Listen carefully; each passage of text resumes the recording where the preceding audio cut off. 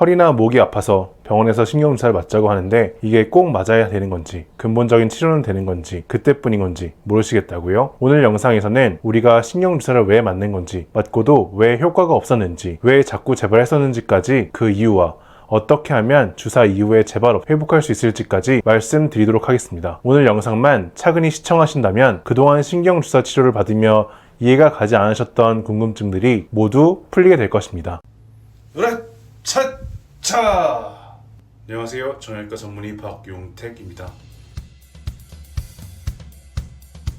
병원에서 신경주사를 맞자고 해서 알겠습니다 하고 진료실은 이미 나왔는데 왜 꼭 궁금한 것들은 진료실을 나오고 나서야 생각이 나는지, 이걸 꼭 맞아야 되는지, 왜 맞아야 되는지 등 궁금한 것들은 진료실에서는 긴장이 되어 생각이 안 나고, 주사를 맞고 나서 다시 진료실로 들어가자니 민망하고, 다음엔 궁금한 것들 적어와서 꼭 물어봐야지 하고 적어왔더니 의사선생님 표정이 영 좋지 않고 고압적인 분위기라 결국 물어보지 못하고 나왔던 경험 다들 있으시죠? 저도 제가 아파서 제 전문 분야가 아닌 다른 과 진료를 볼 때 비슷한 경험이 많았습니다. 아, 이러면 안 되겠다 싶어서 저에게 오는 분들은 그냥 나가시라는 분들도 바지끄댕이 붙잡고 못 나가게 막으며 설명을 드리려 노력했었는데요. 그런 저도 환자분들이 나가시고 나서야 아, 이것도 설명드렸어야 됐는데 하고 나중에야 생각나는 것도 있고, 현실적으로 뒤에 다른 대기 환자분들이 많으시면 조급한 마음에 욕심냈던 만큼 설명드리지 못했던 적도 많았던 것 같습니다.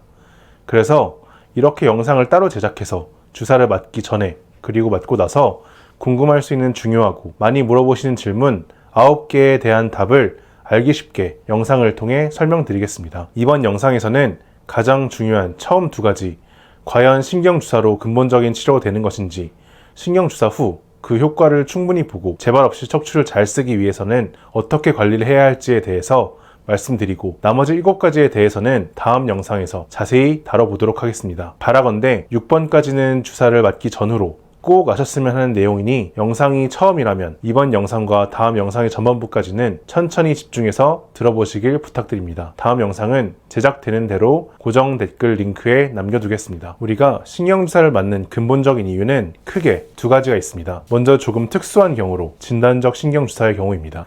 이는 수술까지 고려할 정도로 안 좋은 경우, 병변의 정확한 위치가 MRI 검사만으로 확진하기 애매할 때 병변의 위치를 보다 정확하게 확인하기 위해 시행하게 됩니다. 하지만 대다수의 분들은 척추병으로 인한 통증을 다스리기 위해 신경주사 치료를 하게 됩니다. 초기 치료로 1, 2주 안에 해결되지 않았던 분들이 그 치료의 다음 단계로 시행하거나, 혹은 처음부터 병이 심해서 간단한 초기 치료로 충분하지 않을 것 같을 때 통증을 다스리기 위해 신경주사를 고려하게 됩니다. 네, 맞습니다. 신경주사의 목적은 통증을 다스리기 위함입니다. 주사가 질병의 근본적인 원인인 디스크, 협착증 등을 해결하려는 것이 아닙니다. 원인이 아닌 병의 결과인 통증을 다스리는 것을 주 목적으로 신경주사를 시행하게 됩니다. 그렇다면 신경주사로 병의 근본적인 치료는 불가능한 것일까요? 대답하기에 앞서 한 가지만 질문해 보겠습니다. 통증은 왜 다스려야 되는 걸까요? 또 왜 굳이 주사로 다스려야 되는 걸까요? 뭐지? 이 바보 같은 질문은? 이 사람 사짜 아니야? 당연히 아파서 일도 못하겠고 생활이 괴롭고 힘들어서 그런 거지. 아파 죽겠는데 대체 왜 이런 걸 물어보는 거야? 라고 생각하시는 거 다 압니다. 하지만 조금만 더 귀 기울여 들어보세요. 우리가 신경주사를 맞게 하는 근본적인 원인인 디스크나 협착증의 90%는 원래 특별한 치료 없이도 몸의 자연회복 능력으로 자가치료가 됩니다. 그렇다고 아무것도 하지 않아도 무조건 자연회복이 되는 것은 아닙니다. 척추를 더 이상 손상되지 않게 보호하고 척추 회복에 도움이 되는 영양분과 세포가 잘 전달될 수 있게 관리를 해줘야 비로소 척추가 자가회복이 됩니다. 이는 찬바람을 그만 맞아야 감기가 나을 수 있고, 간을 괴롭히는 술을 끊어야 간염이 나을 수 있는 것과 같은 이치입니다. 척추에 안 좋은 생활 습관을 피하면서 일상생활에서 요추전만이라는 바른 자세를 유지하려고 노력하여 척추에 더 이상 손상을 주지 않고 걷기 운동과 허리를 뒤로 젖히는 스트레칭 운동 등을 통해 허리가 자연 회복이 될 수 있는 상태를 만들어주는 것입니다. 하지만 허리가 많이 아파 보신 분들은 아시겠지만 바른 자세를 취하려고 해도 특정 자세 외에는 너무 아파서 바른 자세를 취할 수 없고 운동 등 노력을 할 수 없는 경우가 많습니다. 바로 그때 신경주사를 통해 심한 통증을 가라앉혀서 노력을 할 수 있는 정도까지 만들어주기 위해 신경주사가 필요한 것입니다. 다시 요약해서 말하자면 신경주사는 우리 척추병의 근본적인 원인을 해결해주는 방법은 아니고 근본적인 치료를 위한 노력을 할 수 있는 토대를 만들어줄 뿐입니다. 질병의 초기에 심한 통증을 가라앉혀주고 통증 때문에 못했던 운동이 가능해지고 자세 교정이 가능해져서 근본적인 자연 회복을 할 수 있는 노력, 즉 생활습관 교정 및 운동을 할 수 있는 그 상태로 만들어주는 치료라고 요약해 볼 수 있겠습니다. 주사 이후에 본인이 노력을 하지 않는다면 근본적인 원인의 해결은 안 되어 잠시간은 편안하더라도 금방 척추의 병은 재발할 가능성이 높습니다. 그래서 신경주사 치료 며칠 후에 몸이 날아갈 듯 개운해졌다고 말씀하시는 모습을 보면 다행이라고 생각하면서도 한편으로는 걱정스러운 마음이 드는 게 사실입니다. 어쩌면 몸 안의 실제 상황은 척추의 병은 아직 나아지려면 멀었고 언제 재발해도 이상하지 않을 정도의 상태인데 주사 효과 때문에 증상만 느껴지지 않는 그런 위험한 상황일 수도 있다는 것입니다. 실제로 여러 연구에서 손상된 디스크 섬유륜이 온전히 회복되려면 약 1년에 가까운 시간이 걸리며 튼튼하게 회복되기 전까지는 재발이 쉽다고 알려져 있습니다. 그 상황에서 다시 무리를 하거나 목과 허리 관리를 하지 않는다면 어떻게 될까요? 그것은 우리가 장염이 걸리고 나서 배 아픈 게 조금 가셨다고 기름지거나 자극적인 음식을 먹어본 분들이라면 그 결과가 어땠을지 아실 것이라 생각합니다. 신경주사를 맞고 난 이후에 허리의 상태 역시 갓 장염 증상을 벗어난 장애 상태와 마찬가지일 것입니다. 그래서 이 영상의 두 번째 주제인 신경주사 후에 주의사항을 지키는 것과 신경주사 이후의 관리가 대체 왜 중요한지는 충분히 이해가 되셨을 것이라 생각합니다. 신경주사 이후에 증상이 없더라도 근본적인 병의 해결을 위해서 꼭 해야 할 주사 후 관리 5가지를 말씀드리겠습니다. 이는 신경주사 치료뿐만 아니라 신경성형술, 고주파 수액감압술 등 시술 이후의 관리에도 동일하게 적용되고 일반적인 허리 건강에도 도움이 되는 내용들이니 기억해 두시고 평소에도 잘 지키신다면 척추를 오래오래 건강하게 쓰는데 도움이 될 것입니다. 첫 번째로 통증이 있을 땐 일단 쉬시는 게 좋습니다.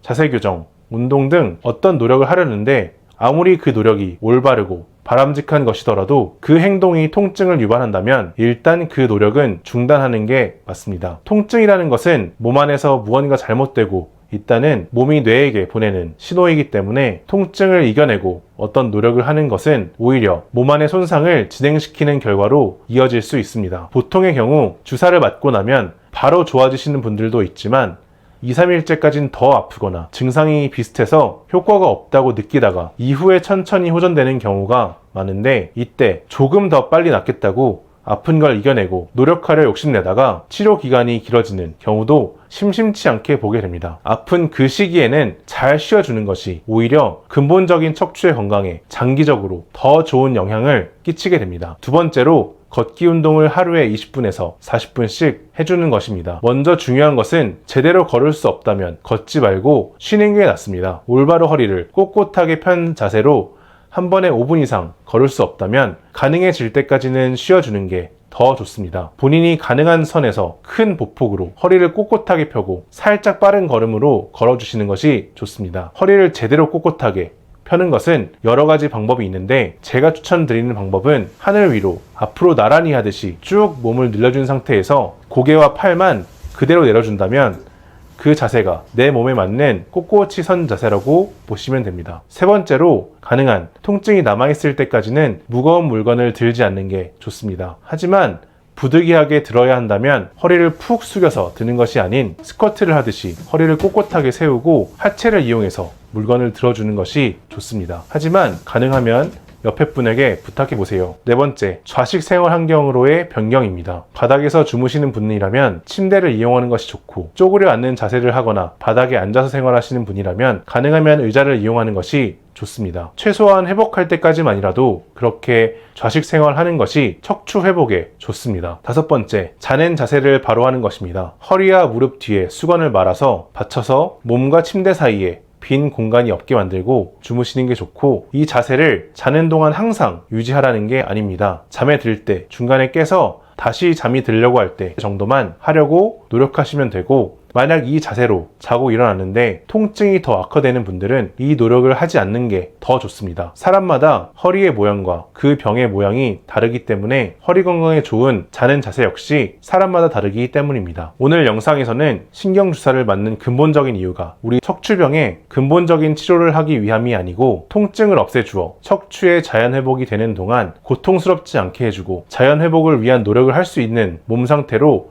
만들어준다는 데 있다는 것을 아셨습니다. 시술 후에 자연 회복을 위한 노력으로 어떻게 쉬어줄지, 걸을지, 물건 드는 자세를 어떻게 할지, 일상생활은 어떻게 할지, 어떻게 잘지에 대해서도 알게 되셨습니다. 신경주사를 맞고 나오셔서 영상을 보시는 분이라면, 신경주사를 계획하고 계신 분이라면 신경주사 치료가 치료의 끝이 아니고 치료의 시작이니 이후의 노력 역시 열심히 해주시면 좋을 것 같습니다. 지금 바로 나가셔서 자세를 바로 하고 20분 정도 걷고 오시는 것은 어떨까요? 이 영상은 신경주사에 대한 첫 번째 영상으로 두 번째 영상에서는 신경주사의 성분은 무엇인지, 부작용은 없는지, 몇 번이나 맞아야 되는지 등 많이 궁금해하시는 부분들에 대해서 정확한 답을 드리도록 하겠습니다. 영상을 제작하는 대로 링크는 고정 댓글에 남겨둘 테니 참고해 주시고 이전에 제가 써둔 신경주사 치료 잘하는 의사나 병원은 어떻게 찾을 수 있을지에 대한 고정 댓글 링크를 통해 남겨둘 테니 참고해 주세요. 무엇보다 척추의 병으로 지금 고생하시는 분들이 근본적인 치료가 되어서 부디 재발 없이 무통하시길 빌겠습니다. 여러분들이 흔히 오해하시고 있으시거나 놓치고 있는 척추 및 정형외과적 건강정보에 대해 영상을 제작하고 있습니다. 궁금하신 것이 있다면 댓글로 남겨주시면 가능한 빠르게 답을 드리거나 영상을 제작해서 해답을 드리도록 하겠습니다. 감사합니다. 정형외과 전문의 박용택이었습니다.